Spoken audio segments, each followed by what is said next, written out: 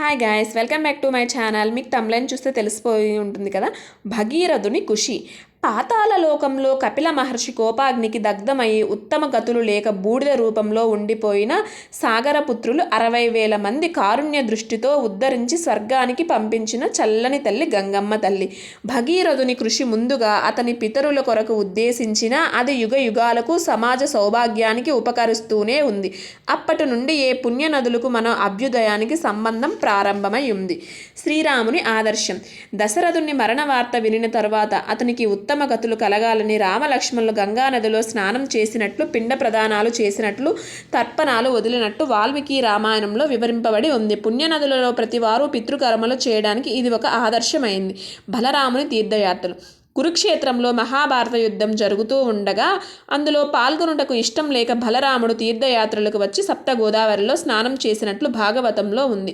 పుష్కర నియమాలు.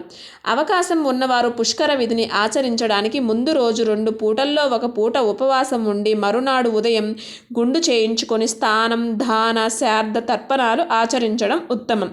పుష్కర కాలంలో స్త్రీ సంపత్కరం, నూనె రాసుకోవడం, తలకు వంటికి మాంసాహారం మొదలైనవి నిషిద్ధ కర్మలు. నిషిద్ధమైన కర్మలను చేస్తే పాపం సంభవిస్తుంది. పుష్కర స్థాన విభాగం. పవిత్ర గోదావరికి పుష్కర సమయంలో పఠించవలసినవి మంత్రాలలో శ్లోకాలు, వ్యాఖ్యలు చాలా ఉన్నాయి. అవకాశము ఉన్నవారు వరుణ, పవమాన, అఘమర్షణ సూక్తములు కూడా పఠిస్తూ మూర్జన మోహరించాలి. అయితే నెక్స్ట్ వీడియోలో పుష్కర తర్పణాలు, పుష్కర దానాలు చేయవలసిన దానాలు తెలుసుకుందాం. Please subscribe.